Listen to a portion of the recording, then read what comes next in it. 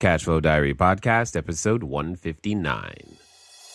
Welcome to yet another exciting episode of the Cashflow Diary Podcast, the podcast that teaches you insider tips, tactics, and strategies for creating leverage streams of cash flow into your life. Learn from top-performing entrepreneurs, business owners, investors, and thought leaders from across the globe as they share their secrets to success.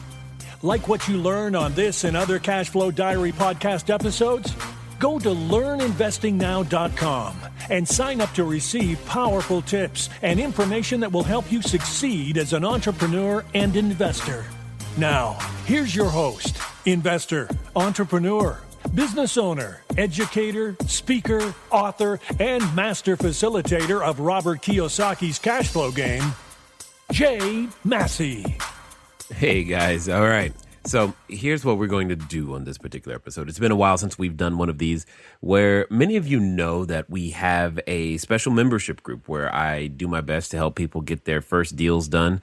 We've had a number of people raise their first bits of capital. We had some get some of their first transactions done, posting checks and all that good stuff. So we're going to give you in this episode a sneak peek of some of the things that we talk about in our weekly sessions. So I come on live just for them on a weekly basis to give them live answers to their questions inside of their deals, etc. And I just want you guys to be in on it. Now, the other thing to remember, I also needed to remind you guys of one more thing. We are shooting for this goal of getting more reviews, as you already know. You've been paying attention. You got that. And here's what we're going to do. We're now going to have a drawing every week for the people who leave a review that week. So if you leave a review within the next 7 days, the next time before we do another episode on Monday, that is, then what's going to happen is you're going to be entered into the drawing for that particular week. Obviously, we're going to be giving away a cash flow board game by the Rich Dad Company, and it's going to come all the way to you. Here's how you enter. Here's what you do to win. You just simply go to iTunes.com and leave us one of the written reviews. If you don't leave us a written review, I can't tell that it was you, so you can't win. Leave a written review. Here's the good news. Once you've entered, so the sooner you enter, you will always be entered every week. So right now we have the least number of people. There will always be the least number of people right now. So everybody who's already left a review will be entered. And if you leave a review, you'll be entered beginning now. And every week from now until we're done, you will have a shot at winning a cash flow board game. So go ahead and make that happen. Give us that 5-star and make sure that you get over to iTunes, leave that written review. And here's what I'm going to do now. I'm going to get you over to one of our Q&A sessions, and I'm just going to let it play. All right, peoples, welcome to another Q&A with Jay. I'm glad that you guys are here. You probably noticed a YouTube video at the beginning. One of the things I want to draw your attention to is if you go to the blog on the site, you'll see we're starting to produce, as you can see, we've got YouTube videos. So we're going to have 3 of those a week. We've got articles. We'll have at least 1 written article per week. And we will also have 2 podcasts per week. So we've got 6 different items of content, and I'm trying to, there you go, fit it all. Well, let me do this. There, nope, still got to string a little bit more. You got all 6 of those right there from the last week. You can see them, the 2 YouTube videos. You can see the 1 article right over here, and you can see the 3 podcasts. We're going to keep this up for you guys so that you're going to always be in the know, always have relevant content that's going to help you have the correct mindset and action set as you go out there to become bigger, better, badder investors. Just making sure that you guys stay on top of it. If you want to make sure that you receive notifications, it's easy. Just go over to the YouTube channel, which is, oh, that's funny, which is the Cashflow Diary YouTube channel. It's youtube.com/Cashflow Diary. Make sure you hit the little subscribe button on the videos, and you'll be completely fine. As I said, we will continually be adding more and more and more content to the videos on a 3 times per week. And you can see the replays of the Shark Tank recaps are also there as well. So just something to keep in mind. Another thing, as a quick update, many of you were able to participate last week last week live, in the 8 Keys to Capital. We're doing a recap this week. At the end of this week, it's going to be gone. You won't have access to it. It's going to go bye-bye. So if you want to get a shot at watching it, now is the time to do so. You should be able to go over to the Facebook group. So it's very easy. If you're not a part of the Facebook group yet, you should be. Just make sure you click the community tab inside the training. So let me show you where that is, just as a reminder. You're going to go right over here. So you're going to log in, and when it comes in, it should say welcome to the Cashflow Core membership. You're going to click view community. When you do, it's going to take you over to Facebook, and you're going to click a button right over here to join. And when you do, you'll be able to see this particular posting right here. It should be pinned at the top for you so that you have the ability to watch it. You'll be able to click this link to watch the webinar recap. Again, it's 3 parts. You can watch all 3 parts because we are about to launch the 2015 Raising Private Capital Mastermind Group. I'm going to go out on a limb and say that you do not want to miss this, simply because this is the mastermind group that did put one person into their ability to quit their job from last year. I'm guessing someone's going to do that again. I don't know. Maybe there'll be 2 people. Woohoo! That would be great. But just be prepared to do the homework, and you'll be able to go out there and build your own investor database and make capital and things like that happen. So we're definitely looking forward to assisting you in that way. I just want to make sure that you guys know that you have the opportunity to go there, click the link to make that happen. As I've always, we've got the podcast being released every Monday and Thursday at 8 a.m. Pacific time. And it looks at, we've got 1, 2, 3, 4, 5-ish questions, plus whatever you guys are talking about in the chat room. Make sure that you type your questions in early so that I can make sure I see them and get that done. Awesome. So we've got one in the chat room, and which one do I want to do? Which one do I want to do? You know what? I'll do the chat room because it's probably easier. I approached an investor I know about being an equity partner for a property I am purchasing. He has had a lot of success in investing and basically rebuilding a small city in New Jersey. He liked the information presented, but his business plan is focused on investing in New Jersey. The property is not in New Jersey. He asked me to provide a write-up of the deal and send it to him to circulate with the investors he knows.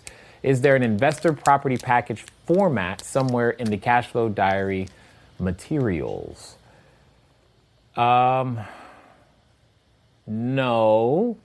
specifically because the major issue is you can get into, okay, the rule is called solicitation, and that's what I'm always wary of and concerned about. By giving this person a package, if you will, it is possible, I'm not saying that that's what's going to happen, it's possible that the SEC could construe that as him soliciting people on your behalf for capital, which is a, forget which version of felony it is, but it is one of them. And so we've historically stayed away from producing those packages, you say. Now, it's not that we don't produce them. We produce them, but we want to be a principal in the transaction. He is not a principal. So I caution you against doing that. Now, the investor property package, it's in the Cash Flow Complete course. We do it all the time. We have them readily available in terms of what, has been produced. My concern is you giving it to someone else saying, here, go shop. That's really bad juju. So let's not start that habit. I hear where you're going, though. I like where you're going. The challenge is he's not a principal in the deal, and it could be construed as him trying to raise capital on your behalf. And I'm not saying he can't help you market. I'm just saying it's how it's done. It's just one of those gray lines that I don't like to cross. So that's why I'm saying what I'm saying. So I know that's not helpful per se, or as helpful as you'd like it to be, but I've got to follow the same rules. And typically you've never seen me pass out an investor property package to anyone other than the persons I'm directly talking to and involved with, because I don't want people trying to pass out here if I talk to an investor and then that investor happens to pass that along to other people, I can't prevent him from doing that. But I didn't have an arrangement whereby he and I said, all right, cool, I'll create this marketing material, you pass it out to all your friends and whatnot. That's a challenge. That's a challenge. So a flyer for the property is fine, but I don't think that's what Jill is asking for. I think Jill is asking for more than just a flyer. And that's when you're beginning to cross, or could be construed as crossing, some of those lines that you don't want to cross. And that's my concern. Now, he's free to circulate your information so that you can talk to people, because you're a principal in the deal. And that's what we're after, is the principal in the deal. So, but at the same time, you just ran into his investor identity. His investor identity is clearly New Jersey. One of the categories of investor identity, if you remember from the 8 keys to capital training, was proximity or contiguity. How close is the property to them? And some people aren't comfortable outside, their own neighborhood. And in this case, he wants it in New Jersey. He has his reasons. That's great. So it doesn't matter how good the deal is. It's not in New Jersey. That's one of the things to keep in mind as we continue. All right, so Billy has a 6-unit apartment building. Billy, all the way in Spain. Please use the PAQ to analyze this opportunity. My objective is to buy and hold for this property for 30 years. Asking price is $333. Got it. Guys, when you're asking me to analyze, I don't know what I'm analyzing for. The point is when you're analyzing a deal, it's to determine something. Does it meet a minimum return standard? What am I analyzing for? Otherwise, it's just a bunch of data and numbers. It doesn't mean anything. You have to analyze for a specific objective. And I don't know what we're analyzing for. So, and understand that analysis like this it's a moment in time. That's really it. It's a snapshot. So what is the percentage return per quadrant, or total return on the investment? You would assume a purchase price of $285, 20% via private capital. Okay, the owner now lives 4,000 miles from the property and wants to get out of being a landlord, but he's not desperate. There's also 2 realtors between me and the seller. Well, that's a problem. That's just a problem.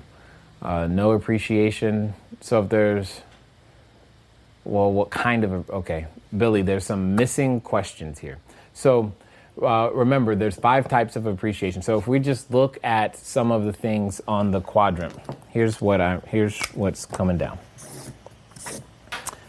Okay, 1, 2, 3, 4, 5.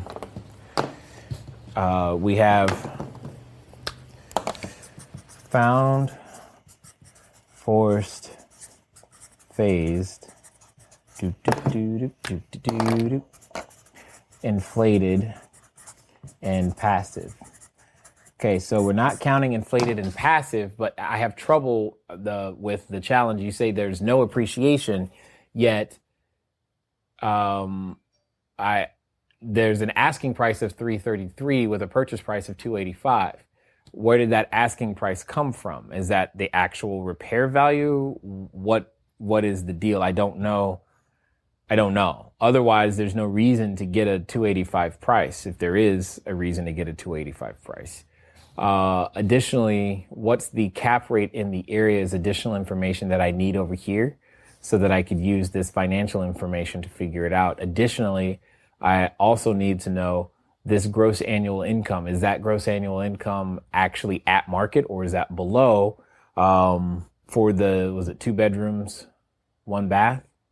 And the 1 bedroom, 1 bath. I need these broken out per unit in order to be able to determine that. Same thing with the taxes. I'm guessing $8,000 a year. That sounds a little expensive to me for something this small. I would like to know the square footage of this particular building in order to complete the information that you're asking. So let's see.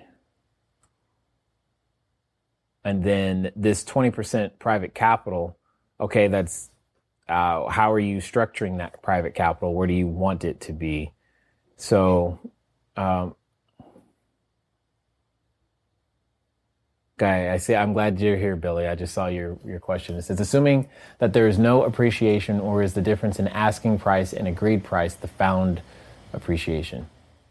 Well, it could be. Yeah, that's exactly my challenge. The difference between the asking price and the purchase price could be the found appreciation. That's why I'm like, if there's going to be no appreciation, you're buying at full retail. You're buying at full retail.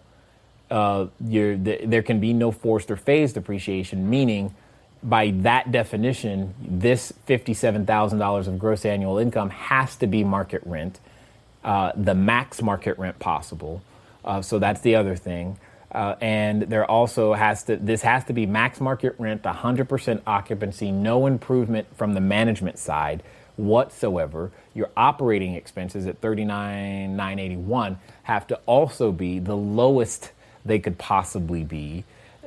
This is why this is tough with the no appreciation, because if that's the case, why would he sell? More importantly, why would they sell at a discount? And more importantly than any of that is, why would you buy it? What are you actually buying it for if not to add some value? So we've got both of those things, especially with the private capital. Okay, 20% private capital. All right, is that going to be quadrant 3 money, quadrant 1 money? Where is this private capital? And then when you ask for a total return on investment, remember this, a return on investment is relative. There's a return on investment to you. There's a return on investment to the private capital. There's a return on investment for the deal in and of itself. And who's it relative to? So, I mean, all of those things have to be considered in terms of the analysis.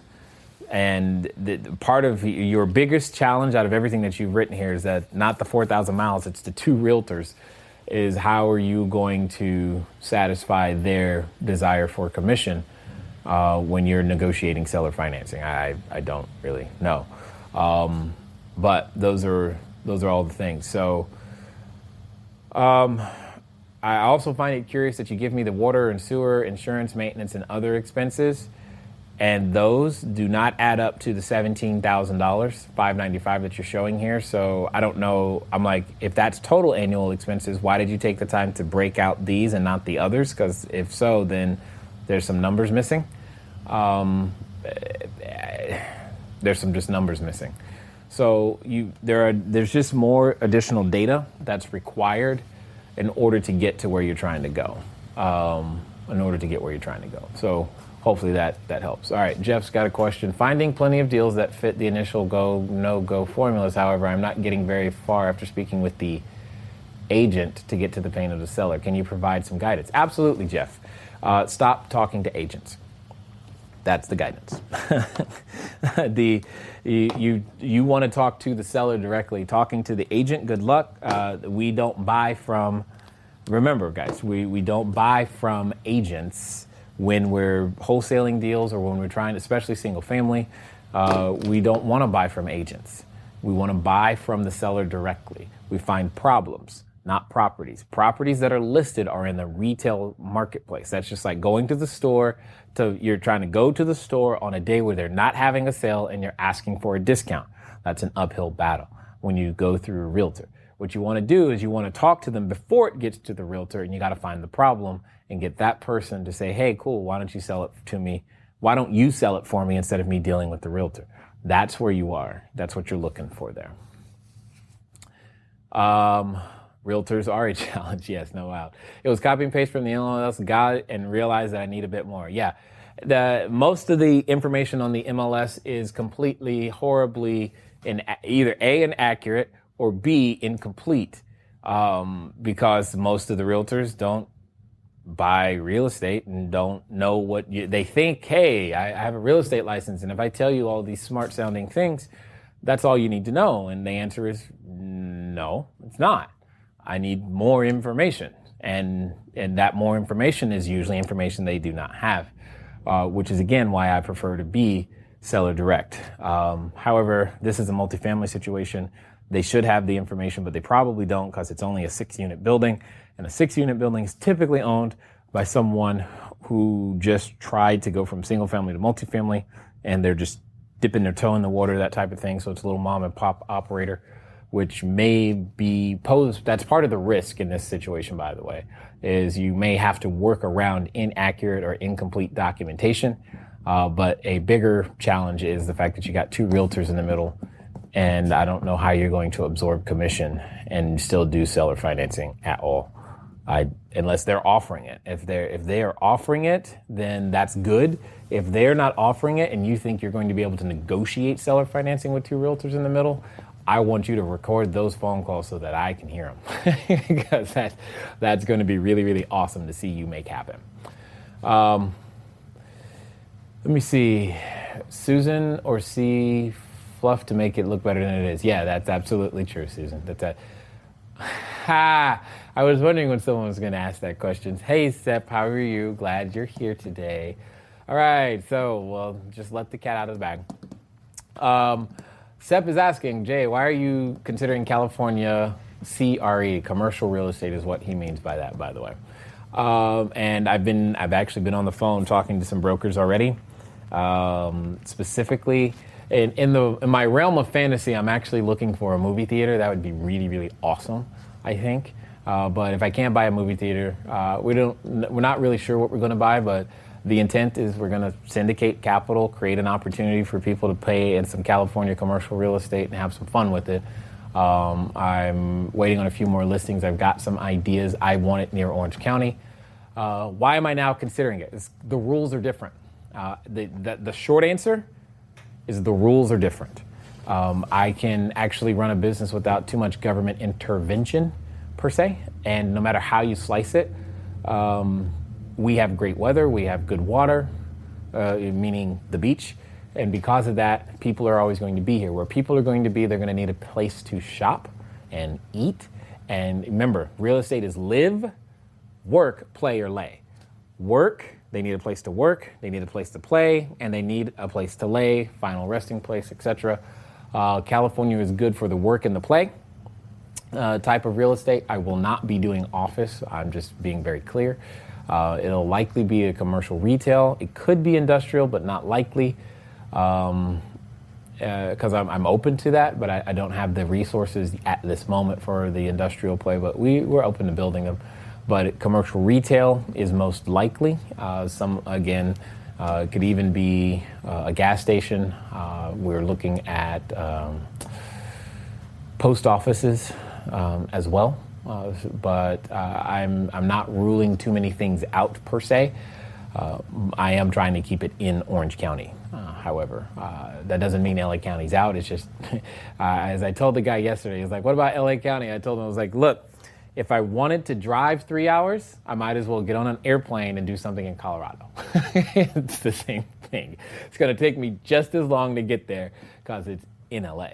So that has a lot to do with it. I want something closer, and the economics of the situation can make it work. They can just make the numbers can work from a commercial real estate standpoint. The numbers can work. That's really what it comes down to, is that the numbers can work and we can do it here closer. And I think it would be neat. So I'm looking forward to the challenge. I'm just looking forward to the challenge. So trust me, if for those of you who are curious or possibly want to assist or participate or partner in other ways, I will make sure that if you are the qualified kind that I'm willing to work with, you'll know about what it comes down to if you want to play. So it's all good. Hi, Rhonda. Susan, how many screens do you want? I don't think I understand your question, Susan. Oh, screens. Got it. Something where I could hold a Sinopolis was kind of what I was thinking. So it's a 5 to 8 house type of thing. Doesn't need to be that many. Anyway, Jeffrey, a little confused. You just said stop talking with agents, brokers. If you're dealing with the broker for your CRE deal, then how are you working around the pain issue? Got it. With the exception to the rule is commercial real estate. It is specifically commercial real estate, Jeff, is when you're dealing with single family houses, I still deal direct. I want to deal direct with the owner. In the commercial world, it's going to be tough to deal direct with the owner. And those realtors tend to understand, a little bit more about their not only their customer, but the fact is I'm going to ask a ton of questions, and I've never had issues getting the answers that I need to the level that I need them. Plus, they're already trained in and more open to things like seller carries and creative structures and exchanges. Those realtors tend to have a little bit more education in that space, and they understand about carrying their commission and doing all kinds of creative things. So they're less of a roadblock because their education level is a little bit higher, which is great. So we don't have that same struggle to be able to structure a deal. They've been open to some creative structures. I mean, you even hear of agents taking things in lieu of their commission, carrying notes on their commission, negotiating seller financing on your behalf, all kinds of stuff. So that's the kind of the point I'm making there. So yeah. What do I mean by less regulation in California? Okay, got it. What I mean is eviction. Just the process of eviction for a commercial tenant is different than the process of eviction for a residential. And the rules are different. Because those rules are different, I can run the business differently. That, bar none, is part of the rules that I'm talking about. You know, it's more of a fair fight if we have to go to court versus, you know, California just saying the tenant wins. Those are all issues that I've never wanted to deal with from a California residential real estate side. I see this has caused lots of stir. Thank you. Michelle, interested in your comments in buying an REO 12 unit off market and the bank does not have any specific rent rolls, bed bath ratio, etc. Okay, got it. So Michelle, if there's information you need that's missing, that's called the risk and a reason for the bank to carry a note or discount the price, period. One of the two. That's really what it comes down to. You got to leverage that for that very reason. Let's get to Martin's question here. Martin asks, the seller agreed to a deal on a property. It's really low price. He agreed to $4,000 after asking $8,000. Okay. I'm looking for a fix and flip investor, but wondering would they even consider property so cheap? Also, the property is about an hour away. Any suggestions on finding investors in another state that they may want a low-end type of property? Okay. I'm assuming this is a single-family house. I don't really know. However, what I'm going to do, if I were you, Martin, is I would look up Craigslist in that particular state. Craigslist for sale by owner, those people who are selling them probably are the same ones who do rehabs, right? So I'm going to start there and reverse that listing. I'm calling you not for the house you've listed. I'm calling you because what I want to do is sell you a house. And that's what I'm going to do. I'm going to start there to try to put that together. Additionally, there's nothing wrong. Would they even consider property so cheap? Got it. I can't give you a guarantee for an investor identity I don't know. So you've got to begin to build a database of people to find out. I don't know what the appetite for the market is in that area for a property of that kind. So does that mean that they wouldn't? We don't know, and you will never know. Nobody can tell you until you start asking people, do you want to buy this? So you've got to be willing to take the risk. You can't get a guarantee this is definitely going to sell until you know and take the temperature of the marketplace, which is why I always want you guys to find houses for buyers, not buyers for houses. Because you got to get the buyers and interview them to find out what they would buy so that you can feel reasonably confident that you have someone on the other end. That's what I would prefer you guys do. So, Jill, residential agents trying to do commercial deals are a recipe for disaster. That's true. This from a licensed agent who has been in both. That is, that is absolutely true. You got to look for a commercial agent. Just I don't even want to begin to talk about that mess. I was speaking about commercial multifamily. Hopefully that's, the property you were speaking about was commercial or multifamily. Okay, well then, you got to deal with the agent. If you're dealing with an inexperienced agent, again, that's why it's a small unit. Those smaller units are typically dealt with by inexperienced or newer agents. The bigger stuff, you're going to get a different quality of realtor listing, etc., all that. Hey, Courtney. Hello, I am meeting with the seller Saturday. Woo, woo, good stuff. About a manufactured home. All right, I have a buyer, but he told me manufactured homes go cheap. How do I determine the value? Value is in the eye of the beholder. How is your buyer, you don't ask me that. Ask him, how does he determine value? So if you have that buyer, he should have a way that he likes to look at the property. That's what you need to know. You need to ask him, all right, cool. So when you say cheap, what does cheap mean? Just because someone, again, I want everybody to hear me. All right, stop what you're doing and listen. Never, ever assume anything. Stop assuming you know what any of the words anyone is saying means, even if they're words you say. For example, someone says to me, okay, yeah, but I don't pay much. All right, cool. I get that you don't pay much. How much is not paying much? Because I have my own opinion of what not paying much is. I have my own opinion of what cheap is. So, and it's always relative. For example, I was looking up to buy an airplane. And in my head, I was like, oh man, this is going to cost a lot of money. A little Cessna, what have you. And then I happened to be at a syndication event, no less. And I sat next to a doctor who also happened to own a Cessna. It was pretty cool. And I was like, how much is that anyway? And he was like, oh, we can pick up a used one for about 30 grand. I was like, oh, well, cool. That's cheap, was the words that I used. Because in my head, relative to what I was thinking, 30 grand for a small little Cessna was cheap. However, for some of you, you'd be like, that's a lot of money. All right. My point is, you don't know. Don't even think you know. Don't even form the words, well, I know my buyer. You don't know. Ask. If you didn't ask, you don't know, and then you're guessing. You're only going to be able to determine value if you understand how they look at it. That's the only thing that matters. How does he value? How I value? I'm not the one cutting you a check. He is. You need to find out how they do it. And when you find out how they do it, then you know what your marketplace is used to when it comes to determining value, and specifically with manufacturing. That's right. We got to follow up with that manufactured home guy. I got to get that guy on the podcast because this keeps coming up, so that you guys can have some interview or information about it. Because I don't do mobile homes. They roll away. I want my house to stay stable in the same spot. So that's not something I often do. Anyway, so Courtney, I know that's probably not the answer you wanted, but here's what you can do. You can give him a call and say, hey, Frank, and I just made up his name. I don't know his name. Hey, Frank, you know what? I'm planning on meeting and going to that property for you. However, before I go, I remembered something I wanted to ask. Do you mind if I ask you a question? And now please hear me, Courtney, use all those words that I just said. Don't just go, do you mind if I ask you a question? No. You got to use all of those words that I just said. It's called a softening statement, is what that's called. And then you ask with the question, all right? And then you ask him, hey, when you've done your deals in the past, typically, how do you determine your value of what you're looking to pay for a particular property? And then he's going to rattle off his list if he's got one. Okay, and if he doesn't have one, then you're going to know he's not real, right?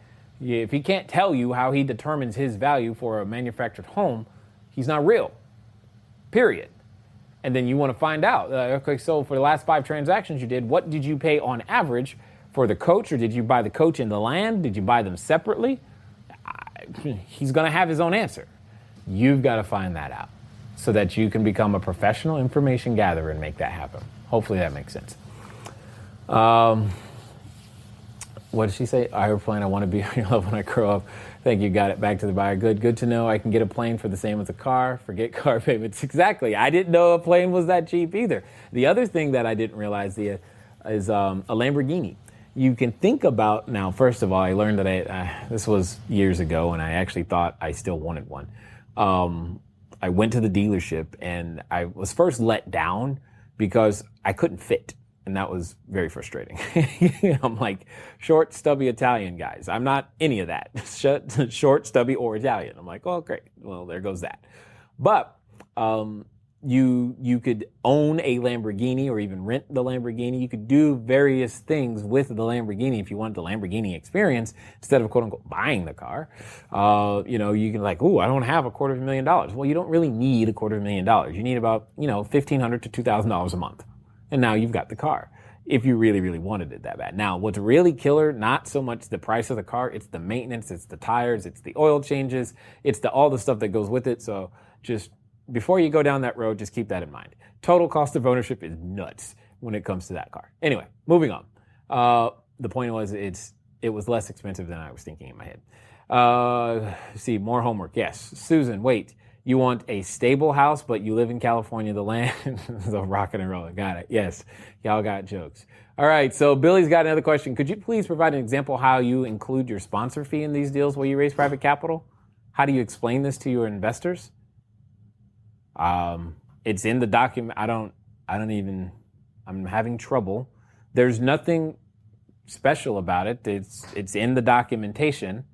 When you do the private offering memorandum, it's just part of it. It's just part of the compensation. So as they're reading the document, they're going to ask, hey, so what's this 50,000, 70,000, 10,000, whatever it is? That's the fee that goes to us for putting the deal together. That's it. It's no more complicated than that. That's it. So, it's probably too simple of an answer for you, but that's literally it. Let's see. Michelle, I asked a question, then my computer froze, and I was just able to get on. I'll review the recording for your comments. All right, no problem, Michelle. Michelle, you need to get an Apple computer if you don't have one, okay? Amazing that you can fit into a Mini, but not a... I know, right, Jill? Did you see that video? I can fit into a Mini Cooper. I even fit into a smart car. I'm like, but a Lamborghini, I can't do it. It made no sense. Anyway. Billy is saying, I was unaware of the sponsor fee or acquisition fee. I was unaware of this sponsor fee or acquisition fee. Okay. I'm missing the question. Why would you have been aware if you've not done or participated in a syndication yet? You haven't made it that far. Again, for those who are going to be inside the Raising Private Capital Mastermind group, hopefully we'll get to the point to where somebody's doing a syndication and we can have that conversation, but I didn't, so there you go. How is it determined? Is there generally accepted rule of thumb? If there is, I've typically determined it as a percentage. Most people tend to put a percentage of the, raise or percentage of the purchase price of the property. Everybody's got their own method. At the end of the day, it's you've got to sell it if it needs to be sold. You just got to provide value. This is why I like value add plays, because if it's the same thing as a commission in the stock market, right? You got to pay that transaction fee or whatever. You've got to make sure that whatever deal you're putting together can absorb that cost and then some. And if it can absorb that cost and then some, it's usually a non-issue. It's when you have a deal that's thin and doesn't absorb that cost that it's going to be an issue. So there is no, it's just a fee, Billy. There is no 12-point Excel sheet that says this is the way. It's the same thing that happens with your wholesale fee. For some, it's this is my number. There is no more rhyme or reason. There's just no more rhyme. It doesn't have to be. There is no legal guideline. This is what it would be, and it has to be in between this on a Wednesday and a Thursday. No, there's nothing like that. Omar, any suggestions for dealing direct with sellers on multifamily commercial real estate? I typically don't deal direct with sellers on multifamily commercial real estate. I want you to have a broker. There are too many additional moving parts on multifamily commercial real estate. This everything over 5 units is what I'm defining. I actually want you to have a broker. There's a certain liability and protection that comes with dealing with a broker that you would not have otherwise, that you just would not have otherwise. I actually want you dealing with a broker in that sense. 6'7". What's that? Oh, I had a client who was 6'7" and had a Mini. Yeah, exactly. It's interesting. No 12-point Excel sheets. I prefer the back of a napkin PAQ style. Good point, Billy. Good. Then just let it be. It's that simple. You're 6'2". Mick has a Mini with lots. I know, right? How can a Mini Cooper have all this extra room, but a Lamborghini not? It's all the engine, I'm telling you. It's all in the engine. Anyway, it's all good. And it's a rough ride, too. I don't know if you've been in one. It's not exactly smooth. All right. But anyway, that's why I like German cars. Really nice. All right, Martin, what should I put on bandit signs to attract buyers and investors? Your phone number. Sorry. So I'm just like in my head, everything works and nothing doesn't. You're going to have to test. So when it comes to marketing, you always have to test. Personally, in fact, let me show you guys something that we are testing right now. Let me find the YouTube channel. And so we're going to turn my computer back on so that they can hear this. And this is the video I was talking to you about earlier, Drew. So this is Cashflow Diary So I want you to, again, so as I play this for you, I just want you to remember everything works and nothing doesn't. And then watch the video and tell me if it sounds familiar. That's all I'm going to say. Cashflow Diary wants to know, have you ever considered getting involved in real estate investing? Want to know where to find the money for your deals? Investors are hiding everywhere in plain sight. This new free checklist shows you where to find them. Click here to download it now for free.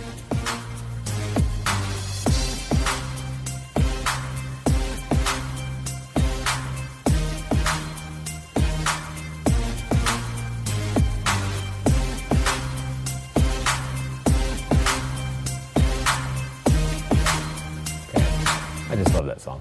Anyway, here's my point. You could put that on a bandit sign. Have you ever considered getting involved in real estate investing? It's the same thing that I've always said to start your stuff with. I buy houses for cash, cheap, quick, close quick, all cash close, call. Long as you remember to put your phone number, I don't really care. You can come up with just about anything. The question is what are people going to respond to? That's what you put on there. And so I can give you that starting point, but you've got to test. How many phone calls do you receive per sign? That's going to be your measure. If you put out 200 signs and you only receive 500 phone calls, then okay, now you know. So now you have a baseline. The next time you put out a different message and see if you get more phone calls. The next time you put out a different message and see if you get more phone calls. And then you've got something to compare it to and you can go, okay, cool. When I say this on these signs, more people call than when I say this on these signs. So this is what I want to go with. And until you do that, you're not going to get it, quote unquote, right the first time straight out of the box. It's going to be some elements of experimentation. The good thing is somebody's going to call. Now, you really know you messed up if nobody calls, but that's not going to happen. Somebody's going to call. Even if it's only code enforcement, somebody's calling, right? So it doesn't really matter. The point is somebody's calling. And that's what's important, is you got to put something out there to begin to generate a number, and then you iterate, you compare that to the next one, and you compare that to the next one, and you compare that to the next one until you land on what works. What I can tell you, though, is have you ever considered getting involved in real estate investing? Works in many different formats. As you saw, I put it on a video. I put it on Facebook posts. I put it on little LED signs, and you can look at Lead Machine for more of those ideas in terms of what to say and where to say it in order to make that work. The point is everything works and nothing doesn't. Tattoo it on your forehead. Put it doesn't really matter. It is what it is. All right, so what's this? What's going on? Oh, okay, Hunt. I love that video, short to the point, fun too. Yes, thank you, Sandy. I hear that music in my sleep, no doubt. We do love that song. Like the video, Rhonda is laughing at, what did Elizabeth say? Thanks. Say, Michelle, usually in the Lamborghini dreams. Got it. So here's the point. When it comes to your marketing, I don't care really how you start. I've given you what I've relied on to start that has worked the most in most situations. And as you can see, I'm still using it. I used it on Facebook.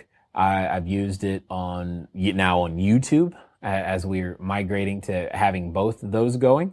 I'm using it everywhere. I use it at networking events. I'm using it because it works. But that doesn't mean I'm going to stay there. If I find something that could also work in a different format, I'm going to test and tweak until I get the results that I'm after. And that's part of what this whole entrepreneur thing is about. Testing and tweaking and being willing to take the feedback your marketplace is giving you. But I can give you great places to start. Great places to start. So hopefully that helps and that makes some sense. Those 10 words have so much power. Yeah, it's only 10 words, but it's when used in that order together, they really make a huge difference, especially when you're using them with the proper intent to actually create a result that generates, the business that you're looking for. Have you ever considered getting involved in real estate investing? Who would have thought what those words would lead to?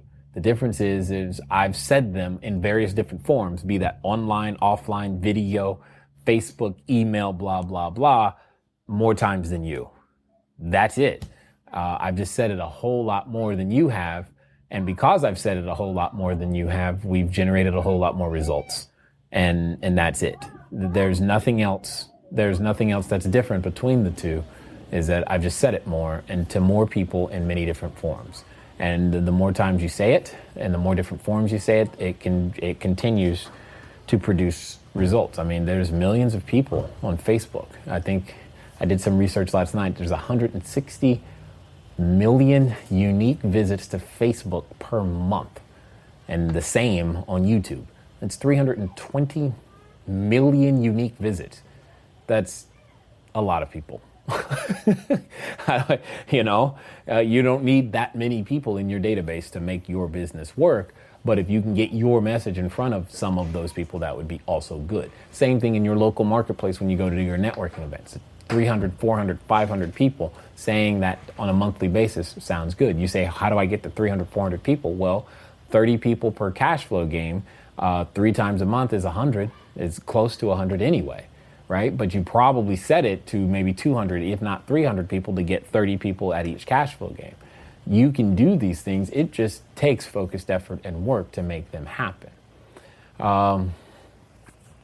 You mentioned that depreciation was not applicable for Canadians. Well, to my knowledge, Aaron, you guys can take the depreciation, but you typically don't. At least the Canadians that I've dealt with, they say that it's there, but because you don't have a 1031 or you don't have a way of dealing with recapture other than paying the taxes, many of them haven't actually done it. It's not that it's not, so it's not as common a practice, say, in the U.S. From the interactions that I've had from most Canadian real estate investors, that's typically been the case. Now, if you're different, then that's completely fine. Maybe you have a way of totally dealing with that. So it tends to work. Sandy's really why. You're funny.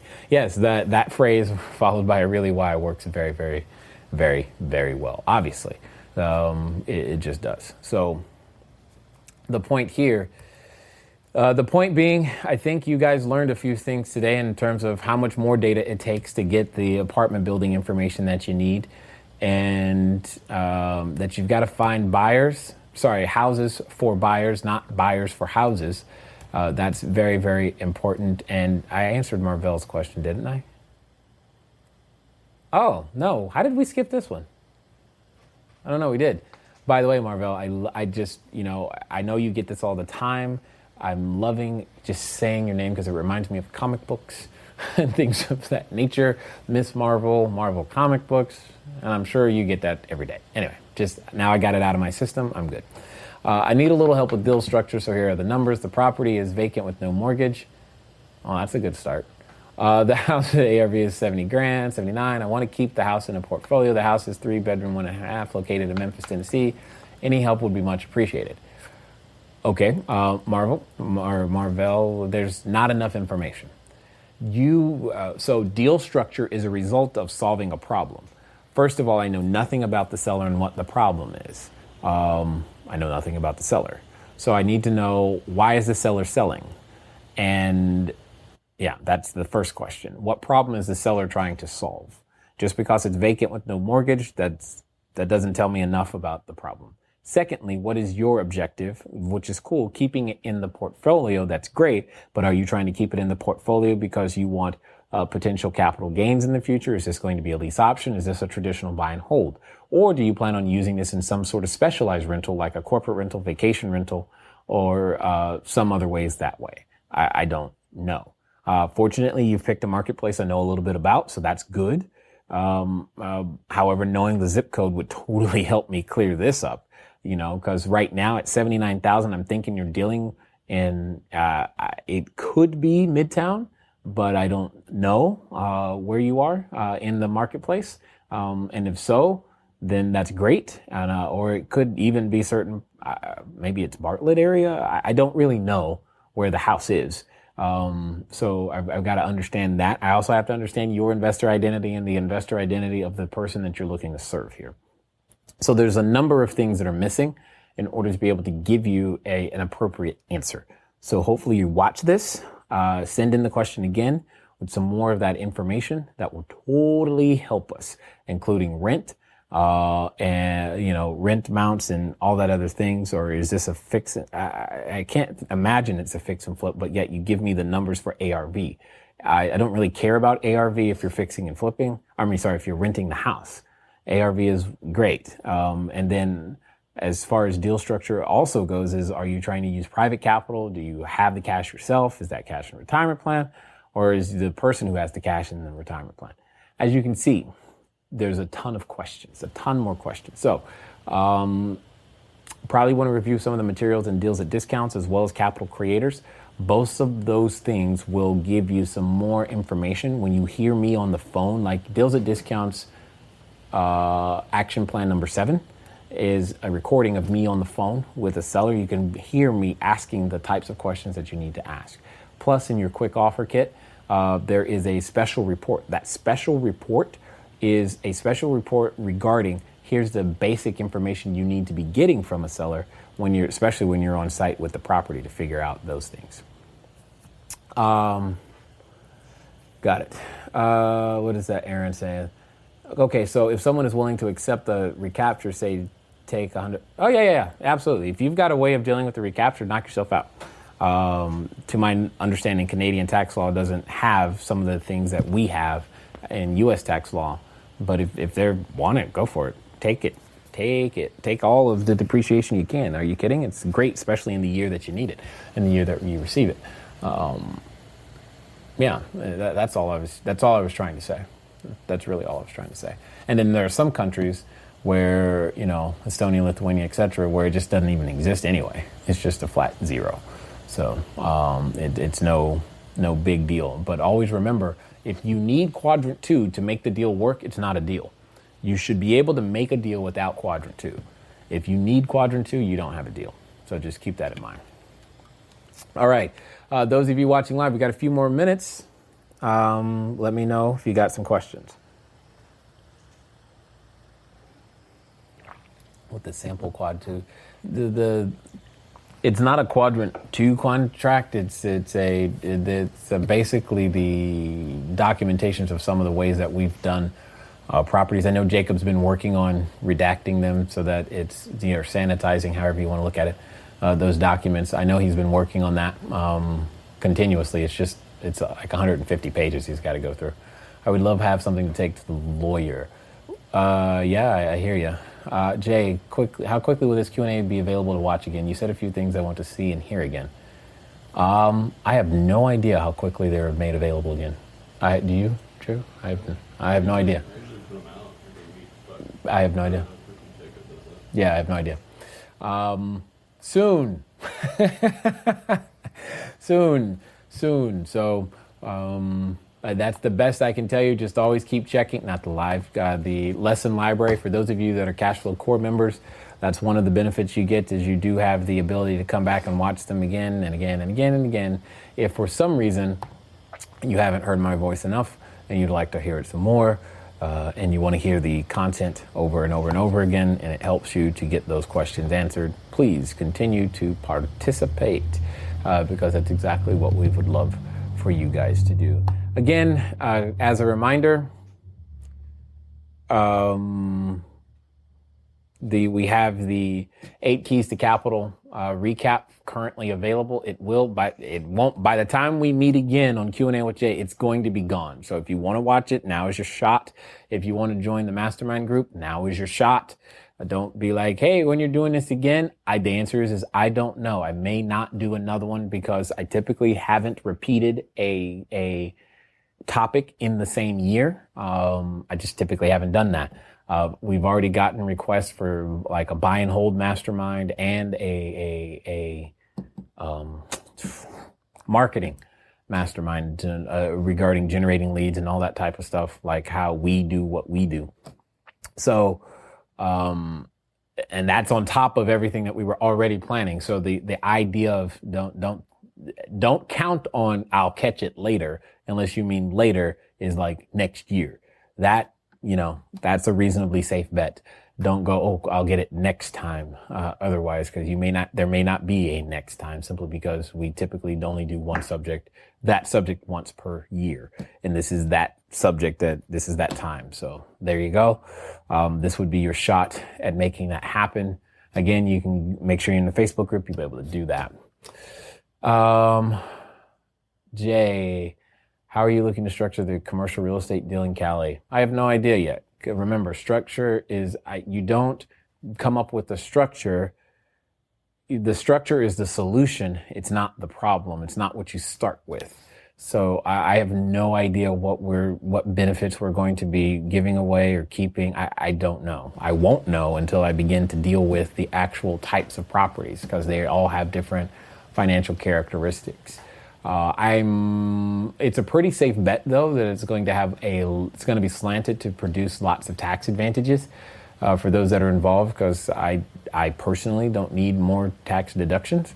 So I tend to be able to slant those deals in favor for those individuals that do need tax deductions. And so that's a safe bet, that it's going to be heavy on the quadrant 2 in depreciation and or other tax related benefits. But I don't know. I can't even begin to guess because it depends on the condition we buy something in. Also the lease status, is it at the end of a 10-year term, or is it the beginning, or are we building something from the ground up? From a development standpoint, well, probably won't be development, because I don't want to deal with the EPA too much, because it is California still. And I don't want to deal with it on that level. I'll inherit something that's already done per se, but I don't want to deal with it on that level. So, I don't know. Too many questions still. Too many questions to even come close to figuring that out. Let's see. I have Zelle 5 tabs open. I did it with the webinar last week too. Got it. Awesome. So, guys, gals, people of all ages, hopefully this has been helpful to you. Today you've learned something new, at least one thing, I don't know. And you'll be able to go out there to make those few extra things happen. If you see this ad on YouTube, great, you know where it came from. In fact, I'm sure some of you would have been shocked. You're like, have you ever yes, I have considered real estate investing. Of course you have. And that's completely fine. The point is, I'm just showing you I'm out here doing the same thing that you're doing still. And as again, one more reminder, we have, boom, we're producing 3 YouTube videos for you guys now, answering very specific questions, etc.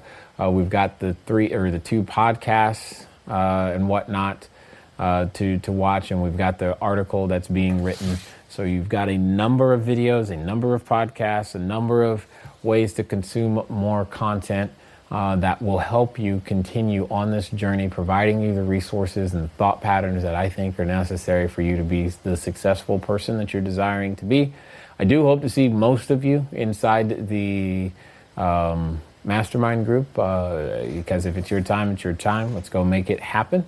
I look forward to that. And just as a side note, if you haven't liked us on Facebook, go do that. Just get that out of the way. That'd be really, really cool. Anyway, it's been fun talking to you guys today. I look forward to talking to you soon. Until next time.